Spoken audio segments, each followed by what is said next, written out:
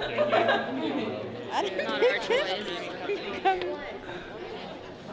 You know what I was Ask your family. Storytelling and other unique forms of entertainment, students are empowered to take it from the streets of their minds to the stage of their dreams. Ladies and gentlemen, Monti Washington. What does that leave? Us. A bunch of babies all alone sitting in a tree. How selfish can we be? The present is a gift. There may not be no tomorrow. Y'all need to be leaders and not follow. Put some substance in your life. Stop living so hollow. And if you need a little confidence and swag, I'll give you some of mine to borrow so you can have a better tomorrow and enjoy today. And I pray that all y'all realize that your words are weapons, so you better strap up. Stop complaining and back up. I gotta pack up, I gotta go. And if you don't know, now you know, you know. What up, what up?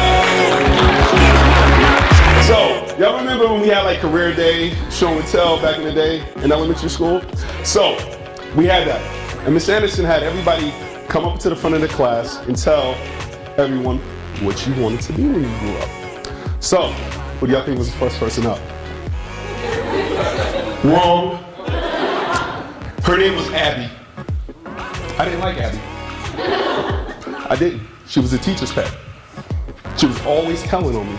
Miss Anderson, Monty's cheating. Miss Anderson, Monty's picking boogers. Miss Anderson, Monty's peeing in a bush. All right. Some over here. All right. Hey, what's up, guys? Yeah, I'll check my Pikachu, dog. Yeah, man. That'll work out. Great. Next up is Monty. Could you come tell us what you want to be? Who, me? Oh, man. What's up? How you doing? Hola, mami. Mira. Chocolate caliente.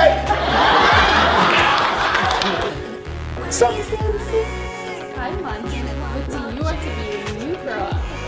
Funny you ask me, Sanderson. I want to be the first Black Teenage Mutant Ninja Turtle.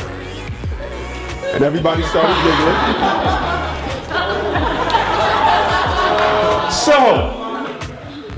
So, that right there is a grown man living his childhood dream. Don't judge me. You can be whatever you want to be when you grow up. You can be whatever you want to be when you grow up. Right? And I believe that. I believe that with all of my heart. So that whole day in school, I'm feeling, I'm good. You want to be a Ninja Turtle? I'm like, yeah, God. Doing horrible kung fu's and everything.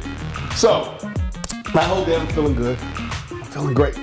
Until it was time to go home. Because when it was time to come home, I was the only person I knew that didn't have a home to go home to. See, some of you guys might not know about me is I'm actually a product of a one-night stand. My biological mom was a prostitute and a crack addict. So I was conceived in a hotel room. My dad, I never met him. In fact, I doubt he even knows I exist. And because of my mother's drug addiction, I was forced to live in poverty and be homeless the majority of my life. I remember sleeping in parks for weeks and weeks at a time, eating out of trash cans. I know you guys see those in the movies and you only see older people. Imagine a little kid sneaking out of trash cans. And I remember my mom would leave 3-4 days at a time. We had nothing to eat. So what I normally have with me, I carry ketchup packages with me most of the days. And my friends, they always used to laugh at me like, man, Monty loves ketchup. But when my mother was going through her process and dealing with her drug addiction and we were alone, we used to go to the store. It's called Circle K. It's a little convenience store, a little liquor store. And we used to take ketchup packages and put it in our pocket, where they have the hot dogs and all that. And we'd go and we'd eat. And that's all we would have to eat. So I typically carry ketchup packages with me. I actually have one in my coat to remind me of what I went through. We got put into a group home. Raise your hand if you know what a group home is. Right? So group home, for those who don't know what it is, think of it as like a modern day orphanage. And it was tough. It was very tough living in those. Over the course of, 3 years, we stayed in about 12, 13 different group homes. Go to my mother's care, she'd abandoned us, we went to a group home, so it was this constant cycle. And then eventually we got taken out of my mother's custody for good, and we got put in our first foster home. Now, our first foster home, my foster mom had a very interesting way of disciplining us. What she would do was, whenever something in her house came up missing, she would make us grab the back of a chair, expose our knuckles, just like this, and she would take a broomstick, a hanger, whatever she could, and she would beat our hands to teach us we shouldn't touch things that didn't belong to us, whether we touched it or not. So for years later, my hands would shake. And I actually have some scars still on there. So needless to say, we got taken out of that. Second foster home, neglected and abused me and my brothers. So I was talking to my man Max right here, and he was talking about mental health. Now, two of the biggest mental illnesses are depression and anxiety. I suffered from both of those when I was younger. Myself, I started to make a choice. I didn't like the story that I was given. I didn't like the way I was feeling. And I saw how everyone who came from where I came from, I saw the direction they were going in life and where they ended up. And so it was a common sense choice to me. If I do this, I'll be here. If I do this, I'll be here. So I made a choice. And one of the choices I made, you gotta find your worth. And one way to find your worth is find something you're good at.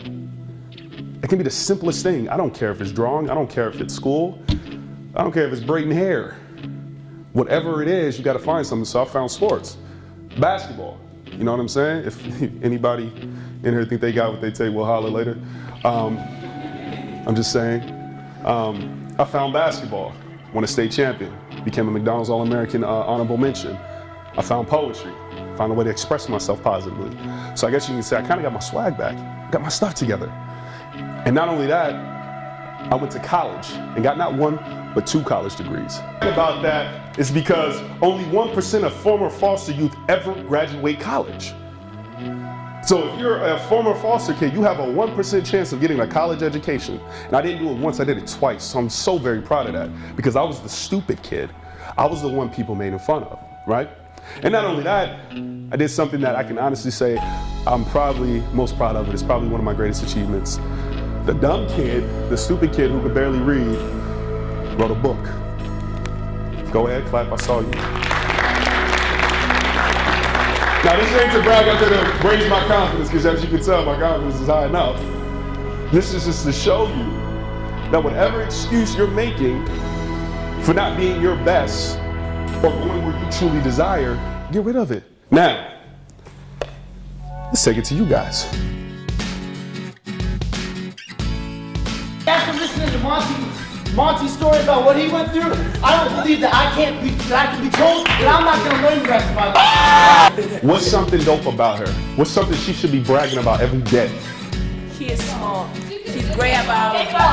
Hold up, 5. So, there's a study done that you are the average of the 5 people you spend the most time with in your life. Say average. Average. Ugh. So, your prom date, right?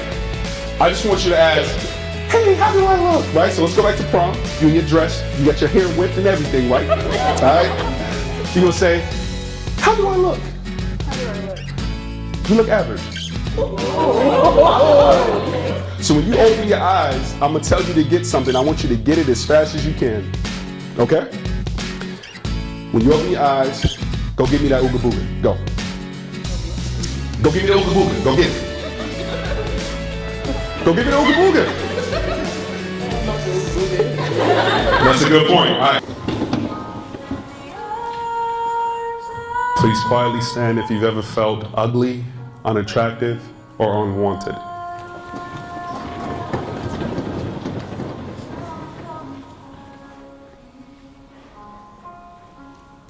Thank you. Please sit down. So, with all that said, go. That's Montivation, not motivation. People be following motivation pages. Montivation, Monty Motivation, y'all get it. Y'all smart, y'all in college. Right? Montivation. Facebook, Snapchat, Instagram. The only thing that's not motivation is Twitter. It's true_motivation. But the rest is Montivation. Follow me. Let's do some stuff. Once again, thank you guys for having me here. This literally, I'm not even on front. This has been the best college I've been to so far. You guys' energy has been so great. You guys' participation. And I look forward to coming back one day. Thank you guys so much. What?